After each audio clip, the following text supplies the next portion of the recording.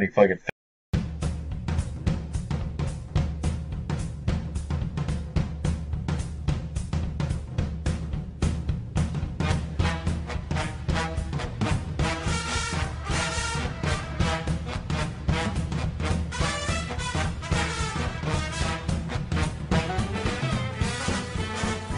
Hi, and welcome to the Toon Goons, the podcast in which we take an adult and critical perspective into the world of cartoons and animation, and analyze how they affect the pop cultural landscape at large. I'm your host, Nikki. And I'm Nina. And today we are, as promised, for probably the first time where we said we were going to do something and then did that thing, the first time since, episode 100. We were talking about Adventure Time Islands, and frankly, all of the episodes from season 9 so far. Season 8. Season 9.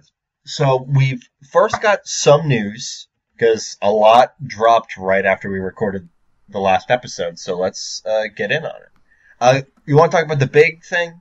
Yeah, let's go a big thing. And that is, we finally have the trailer for Samurai Jack Season 5. We had heard it was coming back. It was supposed to come back last year. We didn't hear anything. We were like, okay. I mean, they're working on it, so, we've waited this long. And then finally we got a trailer drop, and a premiere date. March 11th, 11 p.m., Adult Swim. Yes. Now, I did make sure to watch this trailer. It looks like Samurai Jack. It feels like Samurai Jack. Phil LaMarr is still there. Gendy Tartakovsky is back in the seat. I don't know if he's directing or what his title is, but he's working on the show, which is very, very important. And I wouldn't be excited if he wasn't involved. I mean, it's still his show, so, I'm sure it's about the same amount as last time. Yes. So, here's an interesting twist right at the gate. This is set 50 years after the last time we saw Jack, which is when he babysat Momotaro. Momotaro! He hasn't aged a day, and the world is still shit. Yep. So... And he's, doesn't know what the fuck to do anymore. Yeah, he seems to very much be at his wit's end. There is some kind of League of Assassins, all voiced by Grey Delisle, coming after him. And I was watching this trailer, one of those assassin ladies grabbed an arrow and stabbed it in somebody's eyes, and I'm like, whoa, fuck, what, we're doing this now? So yes, this is gonna have, back to the past. Samurai Jack stabbing people in the eye. Well, there wasn't blood before, so this is gonna be... there was. Okay, but there wasn't stabbing organic creatures in the eye. Every time he chopped somebody in half, it was a robot, and there was blood just like when he would get beat up. Right. There wasn't blood like this. Right. So, which is something that, when we were first talking about this, we kind of offhandedly joked, is that now that it's on Adult Swim, it can be like a bunch of blood and cussing.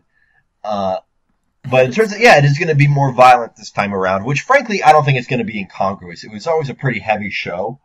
A violent show, yeah. It was a show that, I think that they would have... I don't expect it to be like fucking Afro Samurai, but I just don't think that's Gendy Styles to be really, gore obsessed.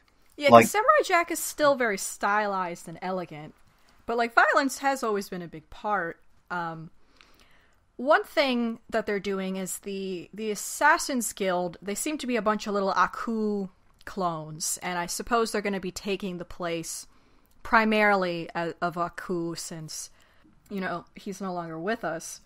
Yeah, the actor Mako passed away a very long time ago. Well, not a very long time ago. Has it been 10 years? About yeah, I 10, guess. He is that old away. Enough to say a very long time ago? When it's most of my life. Yeah.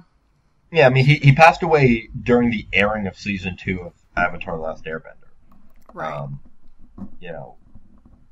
It was mid to late aughties. So they are going to have to work around that. I think it's going to be one of the greatest obstacles of writing it, which by this point they've already done.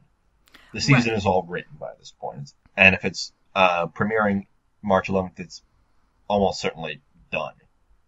Right. I mean, it was cool to hear Phil LaMarr as Jack talk so much in the trailer. Yeah. Like, I think that's the most he's ever talked. Ever? Yeah. Now, that might be like all of his dialogue for the whole season. Now, we don't know how long this is going to be. Both this article and the trailer say, like, a limited season. So I imagine it's not going to be very long. Well, yeah, I mean, it's going to end. Yeah. But I also expect it to be shorter than any of the other seasons. Yeah, obviously it's going to be finite, and at this point everybody wants a conclusion to it. Yeah. That doesn't involve having to find the IDW comics. Like that would have been a good Band-Aid solution. This is, I think, close to ideal. This is a dream come true. Yeah. Seeing the trailer makes it feel a lot less unreal. Because whenever they say a show's coming back, I'm always skeptical until it's actually here. Like, I really still haven't internalized that Young Justice is coming back. Or like K&D. Remember that? No? What? Kids Next Door was also supposed to come back. I guess. I don't even remember. Monkeys. You don't even remember we talked about it on the show like a bunch of times. But I'm super excited because it seems like, I don't know how Jack's gonna win because it seems like all the timelines are fucked up now. Like no matter what, but yeah, it was already an impossible thing before, and now it seems impossibler. But at least he doesn't have to worry about getting old anymore. Yeah. Here's another quick big thing, and something that would probably be a bigger thing if it didn't take so fucking long, and that is Attack on Titan Season 2 finally got confirmed. Yes. We got a poster, we got an image, we got a song, Linked Horizon. It's gonna return and make another opening song. It's going which seems to me like a pretty crazy commission to give to that person or that act. I don't know exactly what Linked Horizon is, but like the first opening of Attack on Titan is one of the greatest anime openings. It's the same band, Nikki. Yeah, I figured. Yeah, so I just don't know. I don't know if it was a band or like a person with a weird name. I don't know. It's the same musical group who's doing. Yeah, same musical entity. Yeah, but like, you make a song as good as that, and it's hard to top it. Like, the second one wasn't as good. The second one was not as good. Like, it wasn't bad by any means, but in the shadow of how it wasn't mixed very well. That was its biggest failing. Was that the mixing on the second theme was not the best. But they're gonna do another one. Yeah, another one. Hopefully, it's good. I mean, here's the thing about Attack on Titan. What year did this show come out? 2013? Something like that. I feel like it was 2013. And was the biggest like shonen breakout hit in a long time.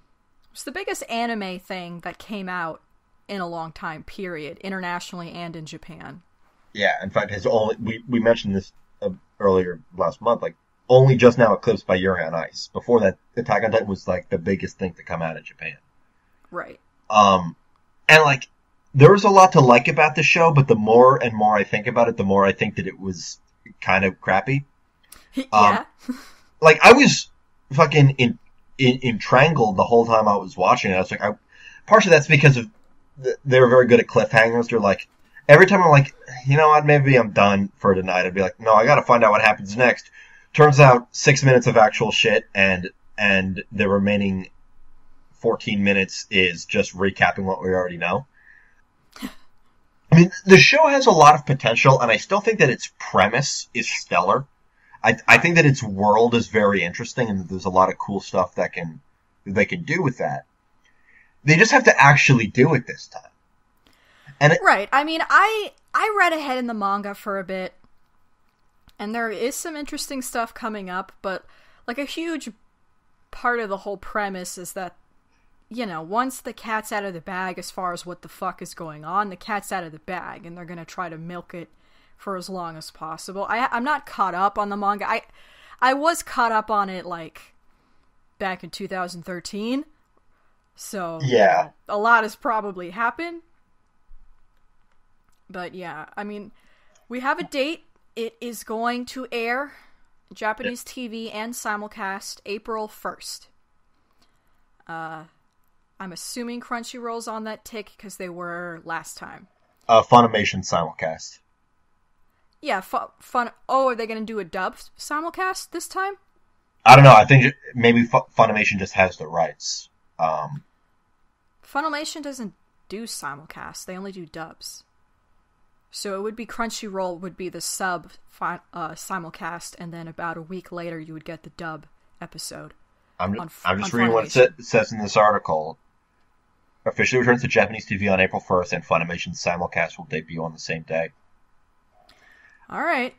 Maybe it's a new thing that Funimation is doing. Like they bought the rights when it was a cash cow, and now it's going to be like a space dandy thing? Are they going to dub it simultaneously? Like that would be insano. Because I mean, they've already cast everybody. They already have everything. They just need to get everybody. They just got to schedule it, basically. I don't know. I'll be there. I'll be watching. Yeah, I'll check it out. Like, I forgot a lot. Yeah, I forgot it too, and I'm like, should I rewatch it? I can't do that. I can't rewatch it. I'm like, they'll remind me. I know. They'll remind. There was like 40 minutes of quality content in that whole season. Like, okay. Next up, Harvey Beaks has been moved over to Nicktoons officially. New episodes will be airing on the Nicktoons channel as opposed to the flagship Nickelodeon channel. New episodes are continuing March 1st at 9 p.m. on Nicktoons. Yeah. Launching with the 2-hour Harvey-themed block at 9 p.m. Now, what I understand is that the show is still canceled. This is just where they're putting the episodes that have already been made. Exactly. They canceled it, and they won't even finish airing what they made on Nickelodeon. They're putting it on Nicktoons. I mean, at 9 p.m. Like, that's too on a Wednesday. On a Wednesday. Like 9 p.m. on Fridays has been I mean, even that's cutting it pretty late. That's late for kids. Like, this is a kids show. Like, this isn't like... It's not even like Avatar. It's not even like Avatar or even something like Adventure Time, which has like a high age pool of like audience. Yeah. Harvey Beaks is mostly like kids watching it. But yeah, it's going to be airing the rest from March 1st through April 5th. Each Wednesday at 9. It's going to be on Nick.com, the Nick app, and Nick On Demand, which is how I'll watch them. Because I do want to see the rest of the damn show. Me too. I feel bad. I'm glad that they're at least airing it at all, but yeah, it's a shame. They really fucked the pooch on this. Yeah, like I don't see why it couldn't exist with like the Loud House and other. Well, I guess the Loud House is their biggest success right now. I don't know what it is with Nickelodeon where they're like, we only need one show. Like what? Like you can have more than one show on TV. On your channel. There's space, there's time for everyone.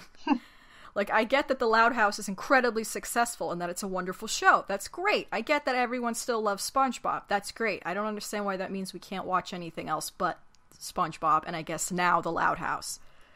Like, just, come on. Are they just completely out of money and they can actually only afford to produce 2 shows?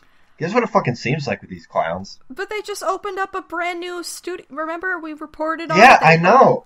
I was like, I don't know what they're going to be doing there. Probably still making Dora. I guess Dora. I mean, I don't know what the Nick Jr. scene is like right now, because I have no reason to know that. Yeah. Yeah, maybe that's like all they're doing. Anyway. Right. We've got a bummer thing, and then a cool thing to cleanse the palate afterwards, and that is that we've got we lost one of the greats, Hal Gear, who... Yeah, lived to be 100 years old. So he lived a really long, thorough life. Yeah. He's a World War II veteran and also worked for Warner Brothers and Disney for stuff like Peter Pan and Looney Tunes.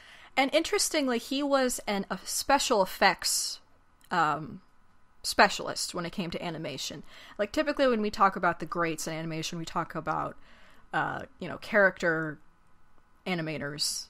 But his deal was special effects animation, mostly. For hundreds of TV shows and commercials and short films and Disney and Warner Brothers projects. He worked on Peter Pan.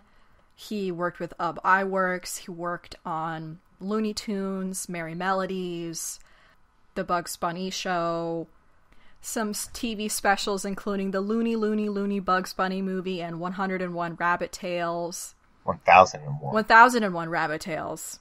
He actually published a memoir last year called The Lifetimes and Tales of Hal Gear, which sounds fascinating to me. I mean, he's just been alive for so long. And this is very interesting. Like, he's a veteran of World War II, and what he was primarily doing was filming newsreels. Yeah. You never kind of think about it. That was back when we had those. That was a guy's job, and they were soldiers. He said he was also a gunner in planes. So, like, yeah, they had him pull double duty, but like somebody had to film that sepia stuff that some guy talking like that's all, and then Captain America gets punched in the movie theater. Yeah, but apparently he also participated in 86 combat missions during World War II. That seems like a lot to not die through. Yeah. Good job, man. He's responsible for the beautiful colors in our classic Looney Tunes and the stuff that you don't think about as much that's just as important to like making the final product have the polish to make the jokes hit and to make the magic seem real for more like Disney projects.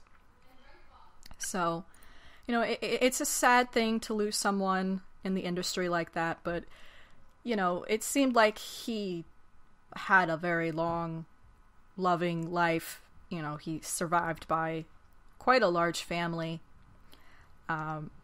So, yeah, just thank you, Mr. Gear, for all your hard work for this country and for animation, too.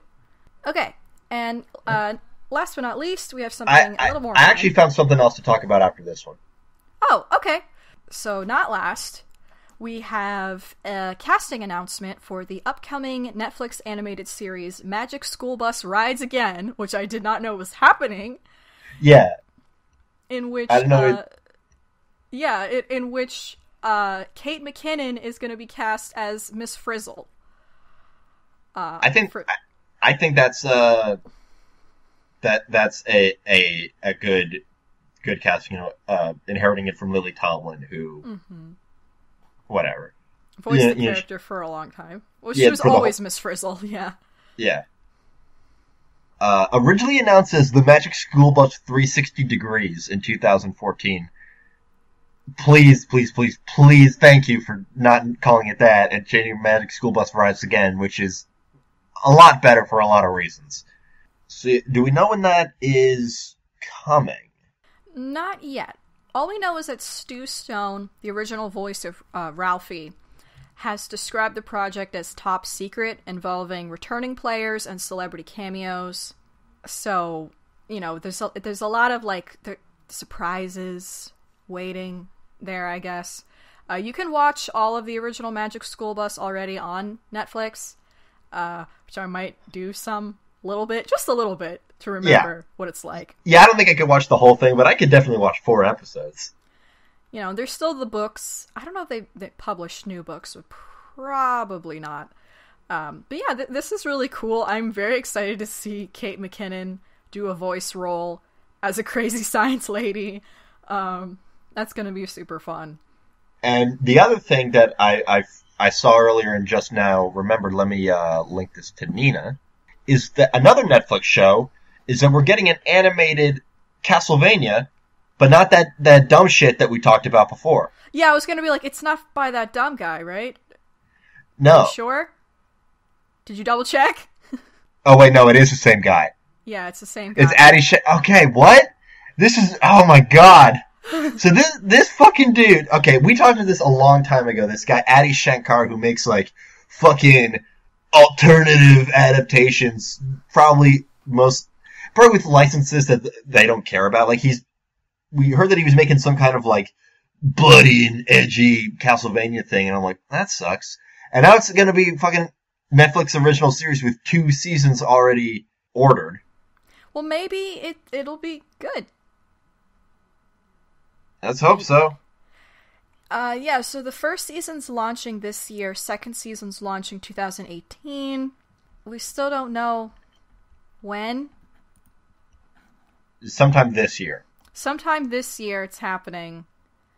We don't even know what it's going to look like, which is weird. It's happening this year. Yeah, it was announced on Adi Shankar's Facebook page, where he said that I personally guarantee that it will end the streak and be the Western world's first good video game adaptation. That's big words. That's big words. Mr. Shanker. Yeah. And then he also said, PSA V Club, stop saying mean shit about me. Because they were very mean to him in that last article we looked at. Yeah. They were gloriously ruthless. Yeah, because they cut through his bullshit. They were like, dude, what are you even saying? Like, I mean, I'd like it to be good. I don't want it to be. What's the fucking web series Pokemon show that I can never remember the goddamn name of?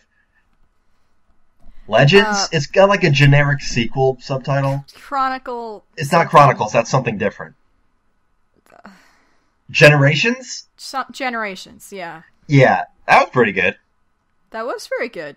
And that's more faithful to the game, so you're already shit. You're already dumb. Whatever. We'll see. Know. I want it to be good. I don't want it to be bad. I like Castlevania. It's silly and fun. Music. Good music, silly fun, whipping times. I mean, look at his fucking outfit. Like, it's gotta be super gay, but it probably won't be. But I hope it is anyway. Like in the old-fashioned, these straight boys don't realize how gay this is way. And that everyone's gonna talk about it, and then he's gonna be like, no, it's not. Yeah, like the original NES stuff with Simon Belmont, that was very much like kind of like JoJo, like prank on straight people, including by the author. Well, look at this fucking the stuff at the top. His Facebook page. Like, look at his thighs from the original cover of the game. I know. They're bigger than Chun-Li's. They're beautiful. Whereas like Symphony of the Night era stuff, everything was like super effeminate. It was a different artist. It was a different kind of gay. Yeah. It's more immediately gay. Anyway, well, I want to keep an eye on that. Yeah, definitely. Let's keep an eye on this. Because first thing, fucking Casey at the bat here just pointed into the stands. So let's see how it turns out. Because I don't exactly. I'm like, after that call, I don't have any fucking faith in him. I know. Like, it doesn't even have a date. We just have this year, and no pictures. Don't know what it's gonna look like. It's gonna be Amine. It's gonna be... Who's the art director? Who's writing it? We know who's writing it. Some novelist who I haven't heard of. Is it Warren Ellis? Yeah. Okay, yeah, he's a graphic novelist. Okay. Okay. That's something. But we need more information, Mr. Shanker. Anyway. But even if it's a train wreck, I'll probably watch all of it.